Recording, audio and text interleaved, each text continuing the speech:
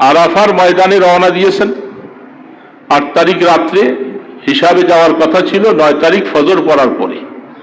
মিনাতে 6 ওয়াক্ত নামাজ পড়ার সুন্নত ছিল। এখন সময়ের প্রেক্ষাপটে এই সুন্নতকে অনেকেই বর্জন করতে হচ্ছে, কারণ ফরজ ছুটে যাওয়ার উপক্রম হয়। ফজর পরে যদি মিনার থেকে আরাফায় রওনা দেওয়া হয়, অথচ সময় খুব বেশি না, রাস্তাও বেশি না, হুজুমের কারণে দেয়া আরাফার ময়দানের অবস্থান ঠিক দুপুর থেকে শুরু হয়, সেই সময়ে গিয়ে অনেক হাজী সাহেব পৌঁছতে পারেন না। যে জিলহজের চাঁদের করণীয় আমল ইবাদত সম্পর্কে আল্লাহ পাক কি বলছেন, হাদিসে পাকে কি আসছে।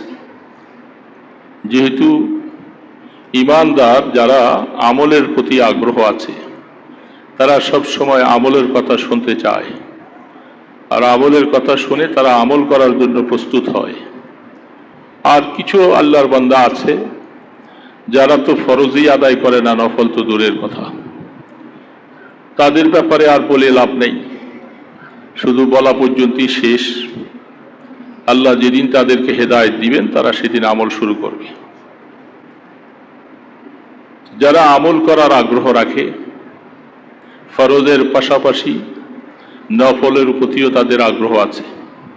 আর আল্লাহ রসুল হাদিসে পাকের মধ্যে ইরশাদ করেন, আলাইকুম বিন নওয়াফিল ফাইন্নাহু দাবুস সালিহিন ক্বাবলাকুম। তোমরা নিজেদের জীবনে ফরজের পাশে নফলকে গুরুত্ব সহকারে নিজের জীবনের উপরে আমল করার জন্য প্রস্তুত করো। এই আমলটা তোমাদের পূর্বপুরুষ যারা ছিল, সাহাবায়ে কেরাম থেকে নিয়ে, তারা এই আমল করে আল্লাহ পাকের নৈকট্য লাভ করেছেন। এজন্য তোমাদের জন্য জরুরি ফরজটাই শুধু সীমাবদ্ধ না রেখে পাশাপাশি নফল ইবাদতের মধ্যে মনোযোগ হও।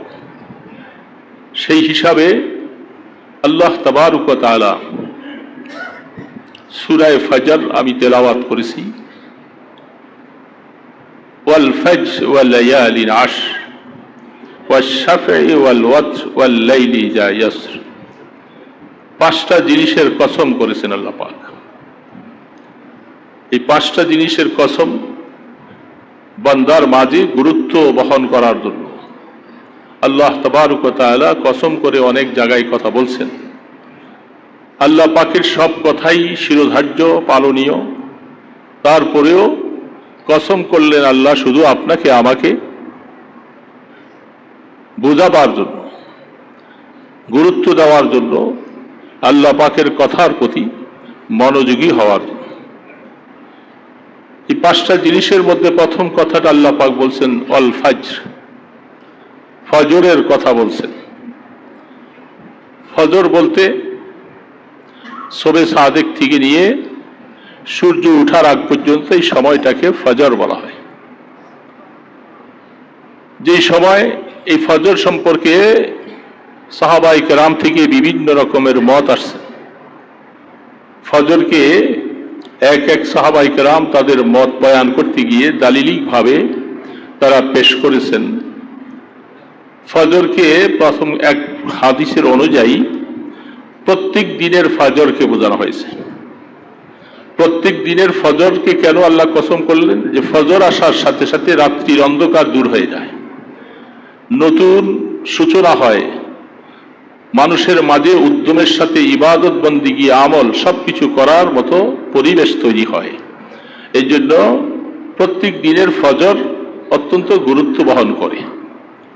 এবং কোরআন শরীফের অন্য অন্য আয়াতের মধ্যে আল্লাহ তাবারক ওয়া তাআলা বলছেন, ফজরের সময় আর আসরের সময় ফেরেশতাদের পরিবর্তন ঘটে। রাত্রের ডিউটি করনেওয়ালা ফেরেশতারা তারা চলে যান, আবার দিনে যারা করেছিল এরা চলে যায়, রাত্রবেলারা আসরের সময় তারা আসেন। ফজরের সময় 2 দলের সমাগত হয়। রাত্রি ডিউটি যারা করেছেন তারা চলে যান, আবার দিনের ডিউটি ওলারা আসেন। তো 2 দলের সমন্বয়ে ওই সময় ফজরের নামাজটা আদায় হয়। ফেরেশতারা এই অবস্থা দেখে আল্লাহ পাকের কাছে খুশি প্রকাশ করেন এবং যারা ফজরের জামাতে উপস্থিত থাকে তাদের জন্য দোয়া করতে থাকে। ফেরেশতারা নিষ্পাপ, তাদের দোয়া নিঃসন্দেহে মকবুল। আর ফেরেশতারা যেহেতু সবসময় মানুষের জন্য মঙ্গল কামনা করে দোয়া করে থাকেন, প্রত্যেকটা সময় ফেরেশতাদের দোয়ার ভাগী হওয়া এটা সৌভাগ্যের বিষয়। এই জন্য ফজরকে এক আলোচনায় তারা বলেছেন প্রত্যেক দিনের ফজর। দ্বিতীয় আলোচনায় আসছে ফজর বলতে মুহররমের 10 তারিখের ফজর, আর কেউ কেউ বলছে মুহররমের 1ম তারিখের ফজর, কারণ সেটা আরবি বৎসরের প্রথম মাস এবং প্রথম দিন গুরুত্ব বহন করে। এবং মুহররম মাসে যেহেতু আগে রোজা রাখার প্রবণতা ছিল ফরজ রোজা আসার আগে, এবং আল্লাহ তাবারক ওয়া তাআলা ওই মাসটাকে খুব বেশি গুরুত্ব দিয়েছেন বিভিন্নভাবে। মুহররমের 10 তারিখে কিয়ামত সংগঠিত হবে, কোন বছর সেটা জানা নাই। বিভিন্ন দিক থেকে মুহররমের ফজিলত বয়ান করা হয়েছে। সেই দৃষ্টিকোণ থেকে তারা মুহররমের 1ম তারিখের ফজরকে বোঝানো হয়েছে। 3 নম্বর দালিলিক কথা হলো ফজরের দ্বারা ইয়াউমুন নাহর 10 তারিখের ফজরকে বোঝানো হয়েছে। জিলহজ চাঁদের 10 তারিখ সেটা অন্য সারা বৎসরের তারিখ থেকে ব্যতিক্রম। আল্লাহ তাবারক ওয়া তাআলা এই 10 তারিখ ইয়াউমুন নাহরের ফজরকে গুরুত্ব দিয়েছেন। এভাবে অন্যান্য তারিখের সাথে দিনের আগে রাত আসে। প্রত্যেকটা মানুষের কাছে আমরা হিসাব দেখি, আরবি হিসাব করতে গেলে দিনের আগে রাত্র আসে। আগামীকালকেও রোজা রাখলে আজকের থেকে সাহারি খেতে হবে, তাইলে দিনের আগে রাত্র আসলো, এই রাত্রটা ওই দিনের রাত। কিন্তু সারা বৎসরের মধ্যে ইয়ামুন নাহার 10 তারিখের কোনো রাত নেই। সারা বৎসরের ভিতরে একটা তারিখ, এই তারিখের রাত্রটা খালি। সকলেই একটু চিন্তা করলাম, প্রত্যেকটা দিনের রাত, আর ইয়ামুন নাহরের রাত নাই, অথচ তার আগে তো রাতটা চলতে থাকে। তো সেই রাতটা কাকে দিবেন? সেটা হাদিসে বর্ণনা অনুযায়ী আল্লাহর হাবিব ইরশাদ ফরমান, ওই রাত্রটা 9 তারিখের রাত। 9 তারিখের রাত 2টা, আর 10 তারিখ হলো রাতবিহীন। কেন শরীয়তের এই অবস্থাটা, ধরনটা? এই জন্য ওই 10 তারিখের ফজরটা ভিন্ন একটা গুরুত্ব রাখে, যার কারণে এই 10 তারিখের ফজরের হিসাব করেই আল্লাহ পাক আল ফাজরে বলছেন। 3টা কথা আসলো। 10 তারিখের ফজর কসম করলেন, কিন্তু এই তারিখটা 10 তারিখের নয়, তারিখটা হলো 9 তারিখের। 9 তারিখের রাত 2টা। হাজী সাহেব যারা মিনার ময়দান থেকে 8 তারিখ রাত্রে থাকার পর 9 তারিখে তারা আরাফার উদ্দেশ্যে রওনা করবে, কিন্তু মানুষের হুজুম এবং ভিড়ের কারণে মুআল্লিমগণ তাদের হাজী সাহেবকে সময় মতো আরাফাতে পৌঁছাতে পারে না বলে তারা 8 তারিখ দিবাগত রাত, 9 তারিখের রাত্রি হাজী সাহেবদেরকে মিনার থেকে আরাফার ময়দানে নেওয়ার ব্যবস্থা শুরু করেন। যারা আরাফার ময়দানে রওনা দিয়েছেন 8 তারিখ রাত্রে, হিসাবে যাওয়ার কথা ছিল 9 তারিখ ফজর পড়ার পরে। মিনাতে 6 ওয়াক্ত নামাজ পড়া সুন্নত ছিল। এখন সময়ের প্রেক্ষাপটে এই সুন্নতকে অনেকেই বর্জন করতে হচ্ছে, কারণ ফরজ ছুটে যাওয়ার উপক্রম হয়। ফজর পরে যদি মিনার থেকে আরাফায় রওনা দেওয়া হয়, অথচ সময় খুব বেশি না, রাস্তাও বেশি না, হুজুমের কারণে যা আরাফার ময়দানের অবস্থান ঠিক দুপুর থেকে শুরু হয়, সেই সময়ে গিয়ে অনেক হাজী সাহেব পৌঁছতে পারেন না। এই জন্য তারা রাত্রি অনেকে নিয়ে যান। অনেকেই রাত্রিবেলা পায়দল হেঁটে তারা মসজিদে নামেরায় গিয়ে অবস্থান গ্রহণ করেন। এখন এই রাত্রটা 9 তারিখের রাত, এটা আমরা বুঝে নিলাম। 9 তারিখে পৌঁছবো কোথায়? আরাফার ময়দানে। আরাফার ময়দানে পৌঁছে অবস্থান শুরু হবে ঠিক বেলা যখন দুপুর হবে, মাথার উপরে হবে, তখন থেকে সন্ধ্যা সূর্য ডুবার আগ পর্যন্ত এই সময়টা আরাফার ময়দানে থাকা ওয়াজিব। আর সারা সময়ের ভিতরে কিছু অংশ থাকা ফরজ। এই লম্বা সময়ের ভিতরে কিছু সময় যদি সেখানে অতিবাহিত করা যায় তাহলে তার ফরজ আদায় হয়ে যাবে। সূর্য ডুবার আগ পর্যন্ত কোনো হাজী সাহেব আরাফার সীমানা ত্যাগ করার শরীয়তে বিধান নাই। চতুর্দিকে সৌদি সরকার বেষ্টনী দিয়ে রাখা হয়, গেট খোলা হবে না। সূর্য অস্ত যাওয়ার পরে গেট খোলা হবে, কারণ তার আগ পর্যন্ত বাইর করার অনুমতি নেই, বাইর হওয়ার অনুমতি নেই। আল্লাহ সুবহানাহু ওয়া তাআলা হজের সবচেয়ে বড় রুকন এই ফরজটাকে গুরুত্ব দিয়েছেন, এবং যে সীমানাটা তৈরি করা হয়েছে ময়দানে আরাফায়, এই সীমানাটা আমাদের রসুল জামানার থেকে নয়। সীমানাটা তৈরি হয়েছে আদম নবী আলাইহিস সালাম থেকে। ওই সময় সীমানা নির্ধারণ করা হয়েছে, কিয়ামত পর্যন্ত কোনো মানুষের, কোনো সরকারের সেই সীমানাটাকে অতিক্রম করা, কম বেশি করার অধিকার রাখে নাই শরীয়ত। এই জন্য সীমানাটা এত গুরুত্বপূর্ণ। সেই সীমানা সেখানে চিহ্ন দেওয়া আছে। এখন সেই সময়ের পর থেকে যারা ভালো সুস্থ মানুষ, সে মাগরিবের পর থেকে প্রস্তুতি নিবে, পায়দল হেঁটে হোক, সাওয়ারির মাধ্যমে, যে কোনো ভাবে হোক, মুজদালিফায় অবস্থান করবার জন্য প্রস্তুতি নিবে, চলতে থাকবে।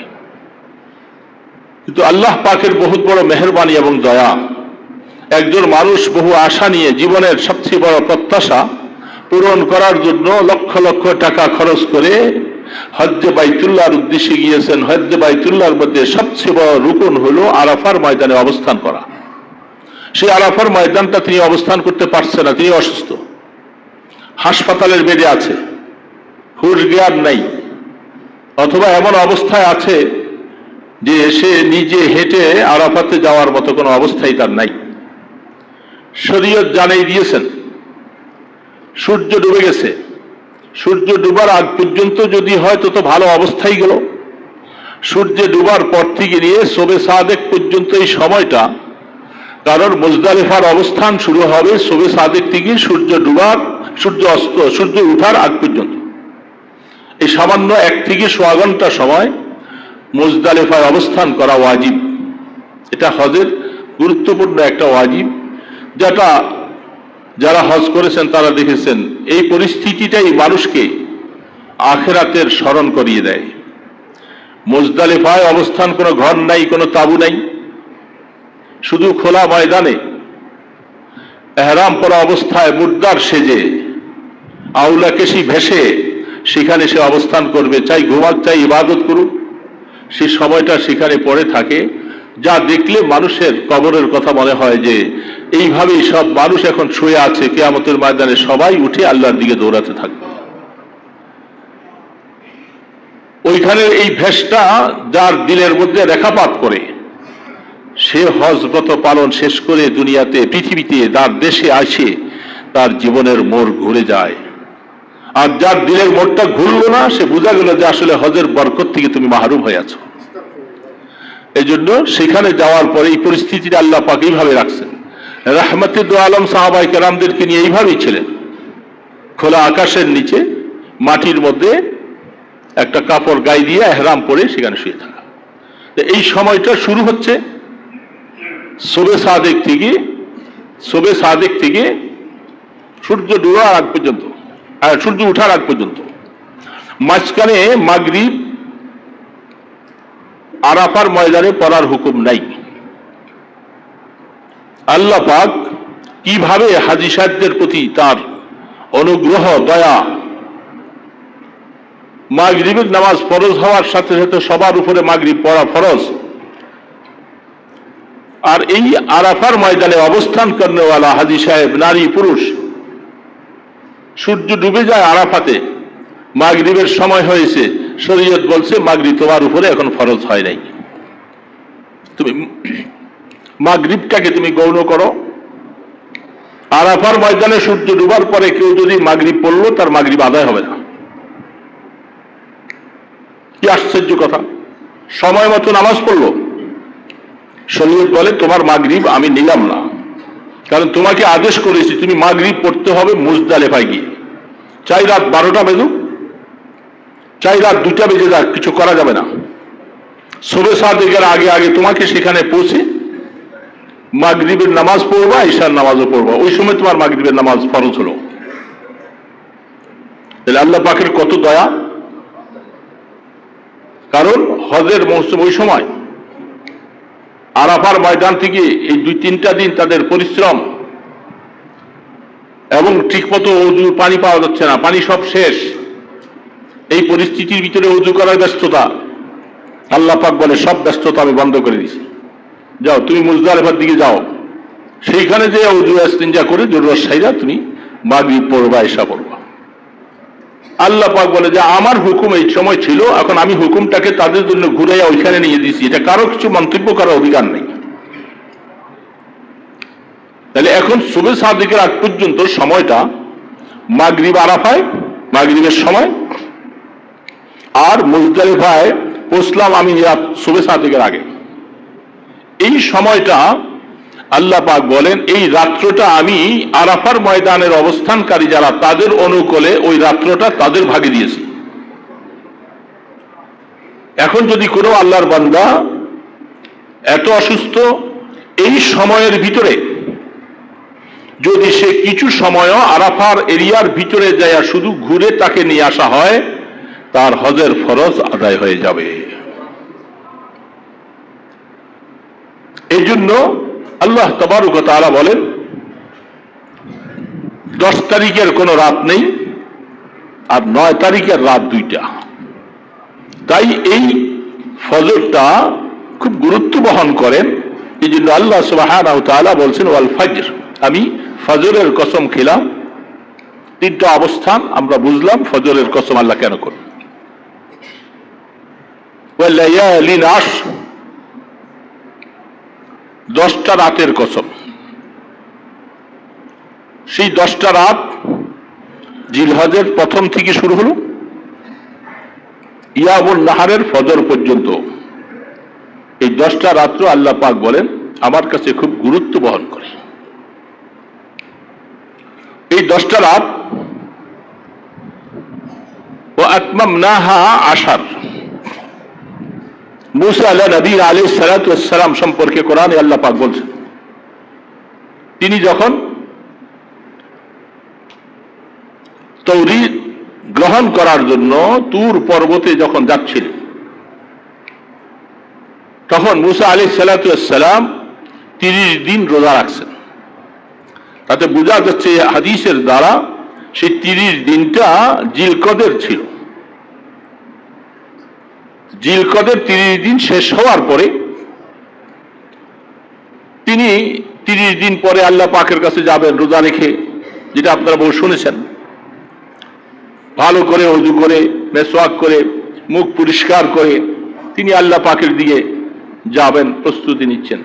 আল্লাহ সুবহানাহু ওয়া তাআলা বলেন, মুসা তুমি তো কাজটা ভালো করো, তুমি 30 দিন রোজা রাখছো, এই অবস্থায় তুমি আমার কাছে আসলে আমি বেশি খুশি হতাম। তুমি রোজা রাখার কারণে তোমার মধ্যে যে ক্লান্তি, চেহারার মধ্যে সেই অবস্থা, মুখের মধ্যে তোমার কিছু বদবু, এগুলি সব নিয়ে আমার কাছে আসলে আমি বেশি খুশি হতাম।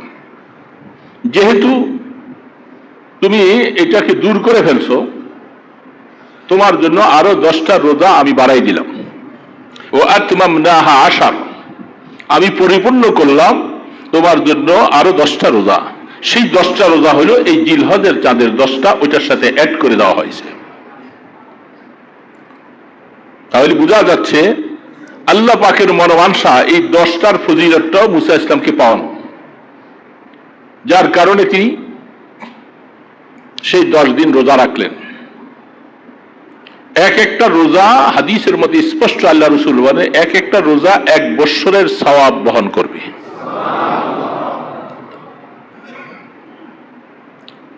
এবং এক একটা রাত শবে কদরের রাত্রের মতো সওয়াব দেওয়া হবে। এই রাতের ইবাদত নফল ইবাদত। ফরজ ইবাদতের পরে তো নফল ইবাদতে আসবে। তো রাত্রের মধ্যে আল্লাহ পাক কিছু আল্লাহর বান্দাকে তৌফিক দেন, তারা রাত্রির শেষ অংশে ইবাদত করার জন্য উঠে যান।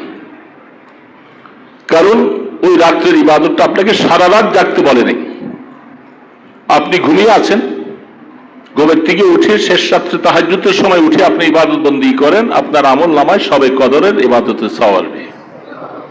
আগে কি করেছি না করেছি এই 10টা দিনের জন্য হিম্মত এবং সাহস অর্জন করে সামনে বাড়ার জন্য কদম দেওয়া না। যেটা আমি ভূমিকার প্রথমে বলছি, তৌফিক একমাত্র আল্লাহ পাকের তরফ থেকে। প্রশ্ন করা হচ্ছে, একজন আইসা বলে, হুজুর হুজুর সবে কদর সবে কদর সবে কদর কবে কবে কবে? তখন তিনি বলতেছেন, हर शबी शब कदर अस्त अगर कदर बेदानी चे पुरसीद आय खाजा चे पुरसीद जे शब कदर बेदानी हर शबे शब कदर अस्त अगर कदर बेदानी। এই বান্দা, তুমি শবে কদর সম্পর্কে বারবার প্রশ্ন করতেছো, যদি তুমি রাত্রির গুরুত্ব যদি বুঝতা তাহলে প্রত্যেকটা রাত্রি তোমার জন্য শবে কদরের মতো সওয়াব বহন করতে পারতা। সেই রাত্র তো আমাদের জন্য আসে, কিন্তু আমরা ঘুমিয়ে থাকি। ওই রাত্রের ইবাদতের গুরুত্ব এত বেশি, যেটা আমি অনেক আগে একদিন বলছিলাম যে হযরত আব্দুল কাদের জিলানী রহমতুল্লাহ আলাইহি, তাকে লম্বা কথা বলা যাবে না, সামনে কথা রয়ে গেছে। বড় পীর আব্দুল কাদের জিলানী রহমতুল্লাহ আলাইহির দরবারে বহু টাকা খরচ হয়, মানুষ আসে, গরিব মিসকিন মুসাফিররা খানা খায়, সব সময় চলাফেরা। নেককারদের দরবারে এইভাবে আসাটা এটা পূর্ব থেকে চলে আসছে। এজন্য সাঞ্জিরি একটা প্রদেশ ছিল, সেই প্রদেশের মধ্যে একটা মহকুমা ছিল, সেই মহকুমাটার নাম ছিল নিমেরোজ। আফগানিস্তানে এরকম একটা আছে, আমি কিছুদিন আগে পেপারে দেখেছিলাম। নিমেরোজ এটা তো একটা নাম, কিন্তু শব্দটা ফার্সি ভাষায় যদি আপনি এটাকে অর্থ করেন তো নিম মানে অর্ধ, রোজ মানে দিন। ফার্সিতে রোজ অর্থ দিন আর নিম অর্থ অর্ধ, অর্ধ দিন। যে কোনো কারণে নামটা রাখা হয়েছে তো অর্ধ দিন। আপনারা এই আলোচনা মাঝখানে মাঝখানে ঢুকেন, আমার এত খারাপ লাগে জিনিসটা। আসবেন আপনি অনেক পরে, আইসা আপনি সবার পা ডিঙ্গে সামনে ঢুকবেন, এই মানুষগুলি কষ্ট পায় না? যদিও কর্তব্যের খাতিরে তারা কিছু বলে না, এই বলাটার হক আমার। যে আমি বহুবার অনুরোধ করেছি, আল্লাহর ওয়াস্তে পরে আইসা মানুষের কান ডিঙ্গাইয়া সামনে আসবেন না। রাসূল নিষেধ করেছে, তোমার আমল নামায় সওয়াব বেশি আসবে না। বুঝার চেষ্টা করব, একজনকে বললে সবাই যেন আমরা উপলব্ধি করতে পারি। তো অর্ধ দিন অর্থাৎ এই মহকুমাটার যত আয় ইনকাম আছে, হুজুর এটা রাষ্ট্রপ্রধান বলছেন, এটা আপনার খেদমতে আমি সব বিসর্জন দিলাম, সব দান করে দিলাম, এটার আয় ইনকাম সব আপনার কাছে যাবে, আপনার এই গরিব মিসকিন এতিম মুসাফির যত মানুষ আছে তাদের মধ্যে আপনি বন্টন করবেন। খুশির কথা না? আমরা তো দুর্বল মানুষ, যে আমরা আপনাদের কাছে কত হাত পাতি, তারপরে পাই না, পাই না। এই যে মাদ্রাসায় কোরবানি করবো ছাত্রদের খাওয়ার জন্য 1 ভাগ কোরবানির টাকা 15,000 টাকা, এটাই পাই না। অথচ বহু মানুষ নাম ফুটাবার জন্য 5টা 7টা 10টা কোরবানি যায়। হ্যাঁ, গরিব ছাত্ররা, এতিম ছাত্রগুলি, তালিবুল ইলম এরা খাবে, এদের জন্য পাই না। আল্লাহু আকবার। আল্লাহ আমাদেরকে বুঝার তৌফিক দান করেন। আমাদের এগুলি তো কাজ না, আপনারা যেটা করে এটি হলো কাজ। আমরা সব আকাজ করতেছি। ইনশাআল্লাহ এটা সময় মতো বোঝা যাবে, প্রকাশ হবে। কারটা কাজ কাদেরটা কাজ না এটা বোঝা যাবে। তো তার কাছে চিঠি লিখে পাঠাইছেন, চিঠি লিখে পাঠাইছেন। চিঠিটার মধ্যে তিনি লিখছেন, লিখে তার মনের ধারণা চিঠিটা তিনি পাইলে তিনি অবশ্যই এটা খুশি হবে। রাষ্ট্রপ্রধানের পক্ষ থেকে একটা বিশাল অনুদান। সেই চিঠিটা তার হাতে পৌঁছলেন।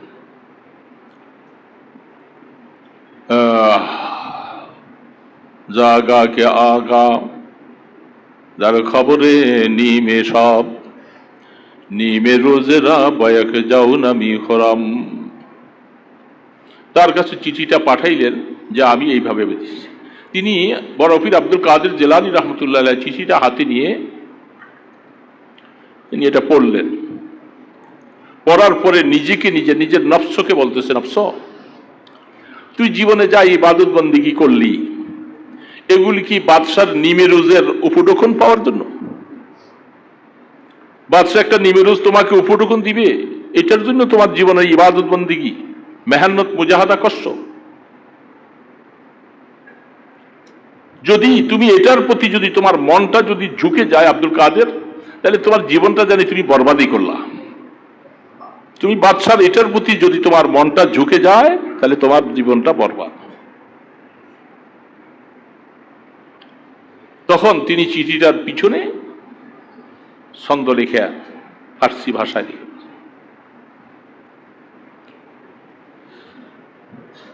তিনি নিজেকে নিজে ছন্দ রেখে বলছে যে দেখো, যার কাছে তুমি নিমে রোজের কথাটা আমাকে বলছো, আরেকটা আছে নিমে সব। এটা হলো নিমে রোজ, আরেকটা হলো নিমে সব। রোজ অর্থ দিন, সব অর্থ রাত্র। সব অর্থ আর ফার্সি ভাষায় রাত্রকে সব বলা হয়। সব বেদারি আপনারা বলেন না অনেক সময়, রাত্র জাগা। এই জন্য তিনি বলেন আপনার কাছে নিমে রোজের হাদিয়া আমাকে পাঠাইলেন, আর কারো কাছে যদি নিমে সবের খবর থাকে, নিমে সবের রাজত্ব যদি আল্লাহ কাহাকেও দেয়, তাহলে সে একটা জবের দানা দিয়াও আপনার এই নিমে রোজের এই রাজত্বের এই আমদানি ইনকাম কেউ গ্রহণ করতে রাজি না। বাদশার কাছে চিঠিটা লেখা, অর্থাৎ আপনার নিমে রোজের ইনকাম আপনার কাছেই থাকুক, আমাকে আল্লাহ নিমে সবের একটা দায়িত্ব এবং আল্লাহ পাকের কাছে রোনাজারি করে একটা তৌফিক দিয়েছেন। আমি নিমে সব নিয়ে থাকি আর আপনি নিমে রোজ নিয়ে থাকেন।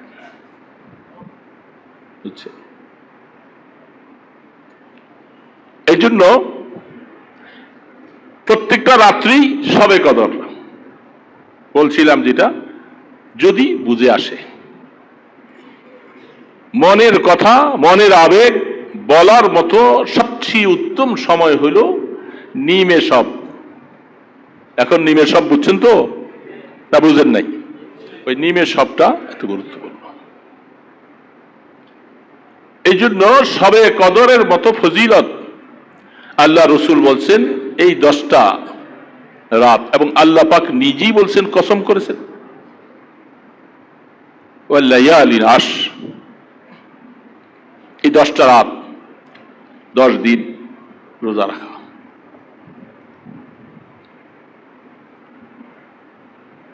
ওয়াল ফাজরি ওয়ালায়ালিন আশর ওয়াশ-শাফঈ ওয়াল ওয়াতর। শাফা শব্দের অর্থ হলো জোড়, আর ওয়াতর শব্দের অর্থ হলো বেজোড়। শাফার দ্বারা এখানেও আল্লাহ পাক 10 তারিখের দিন রাখে, 10 তারিখটাকে মেনশন করে বলছেন। আল ভিতর দ্বারা 9 তারিখ বেজোড়, 10 তারিখ জোড়, 9 তারিখ বেজোড়। এখানেও আল্লাহ পাক সেই 10 তারিখের কসম এবং 9 তারিখ ইয়ামুল আরাফার কসম। ওয়াল্লাইলি ইজা ইয়াসর, রাত যখন শেষ হয়ে যায়, ফজর যখন ঘনিয়ে আসে, অন্ধকার দূর হয়ে যায়, দিনের আলো আসে, ঠিক মানুষের হায়াতের মধ্যে অবস্থাটা এরকম অনেক সময় বহু অন্ধকার মতো জিনিসগুলাকে দূরে সরাইয়া তার জন্য সামনে ভবিষ্যৎ সুসংবাদের সংবাদ দেওয়ার মতো অবস্থা তৈরি হয়, যেমনটা দিনের বেলায় এমনটা আল্লাহ পাকের তরফ থেকে আসে। সবসময় মানুষের হালাত এক অবস্থায় যাবে না, মুসিবতওয়ালা থাকবে না, সবসময় পেরেশান যে থাকবে না। সবকিছু দূর হওয়ার পরে আল্লাহ পাক দিনের মতো তাকে আবার সেই সুসম্পর্ক সুসময় দান করবে। ওয়াশ-শাফঈ ওয়াল ওয়াতর ওয়াল-লাইলি ইযা ইয়াসর, সাপ্তাহিক পয়সাগুলি। এই কসমগুলি আল্লাহ পাক করার পরে হাল ফি যালিকা কসমুল লিযি হিজর, যাদেরকে আল্লাহ পাক হিজর শব্দটি আকল, আমি যাকে আকল দিয়েছি সে আমার কসমের গুরুত্বটা খুব বহন করবে। আমরা যারা এখানে আছি আমাদের আকল আছে না নাই? বলেন না, আকল নাই?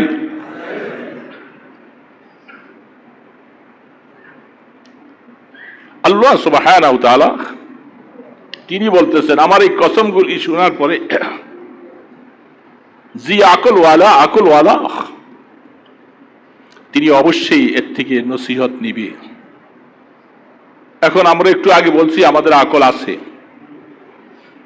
এখন যদি তার থেকে নসিহত কবুল করলাম তাহলে আল্লাহ পাকের কথা অনুযায়ী আমার আকল আছে, আর যদি তার থেকে নসিহত কবুল না করলাম তাহলে আমার, বলেন,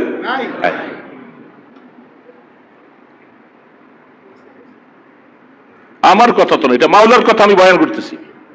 যেহেতু আমরাও বলছি যে আমাদের আকল আছে, আমাদেরকে আল্লাহ সুবহানাহু ওয়া তাআলা আকল দিয়েছেন, তো আল্লাহ পাক বলেন যার আকল আছে সে আমার এই 5টা কসম শোনার পরে সে চিন্তা করবে, তার আকলটাকে ওইদিকে খাটাবে।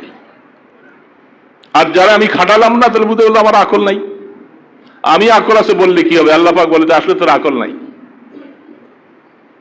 হাল ফি যালিকা কসমুল লিযি হিজর, এই আকলওয়ালারা যাদেরকে আমি আকল দিয়েছি তোমরা বুঝে নাও, সামনে আমি 3টা কওমের কথা বলতেছি।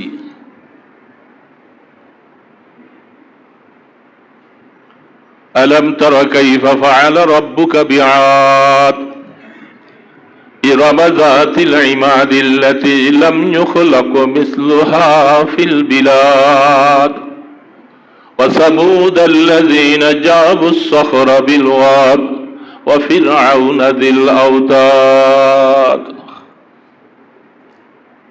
এই কতগুলি কাফের, জালেম, ক্ষমতাধর বড় রাষ্ট্রপ্রধান, তাদের কথা 3টা এর পাশাপাশি তোমাদের সামনে রাখি।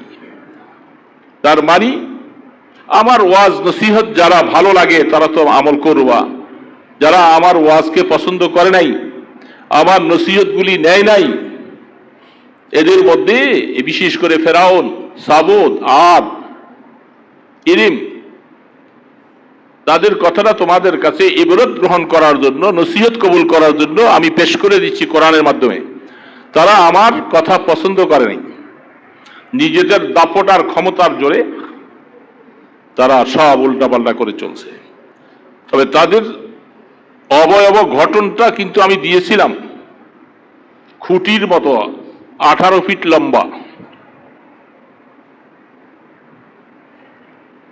আদ, সামুদ, নূহ আলাইহিস সালামের ছেলেদের বংশ থেকে আসছে।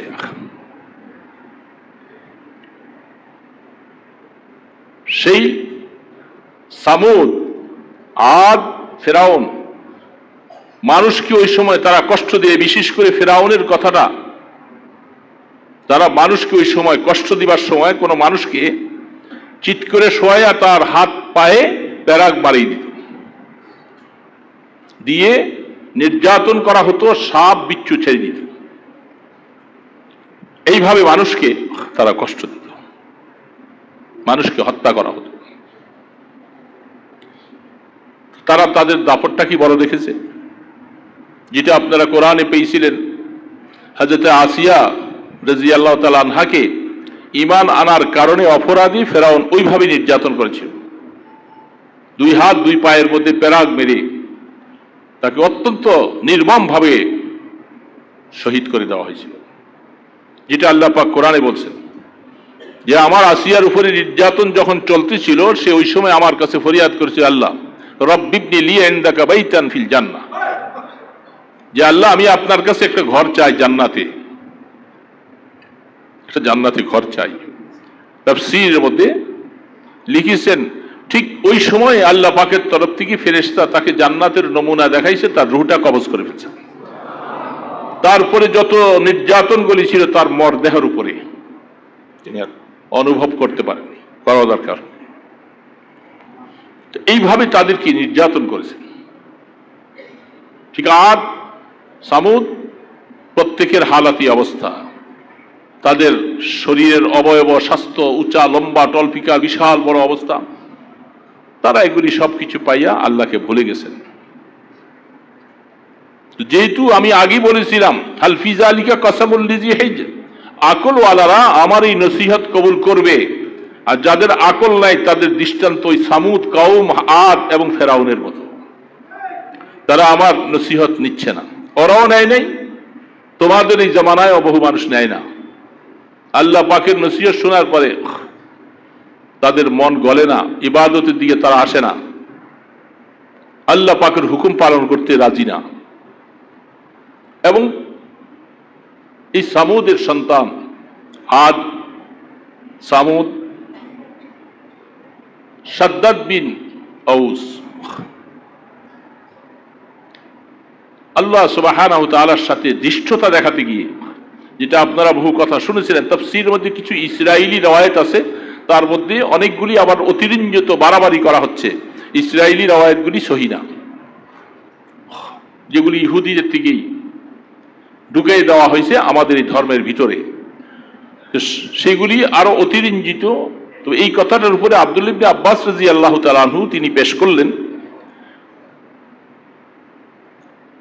যে শাদ্দাদ, আপনারা বহু শুনেছেন শাদ্দাদের বালাখানা, বহু শুনছেন অনেকে। সে তার প্রজা, তার রায়ত, তার বন্দা, তার উম্মত যারা যারা আছে সকলের জন্য বিশালভাবে মুলকে শাম এবং ইয়ামানার মাঝামাঝি মধ্যপ্রাচ্যে যেটার মধ্যে অবস্থিত,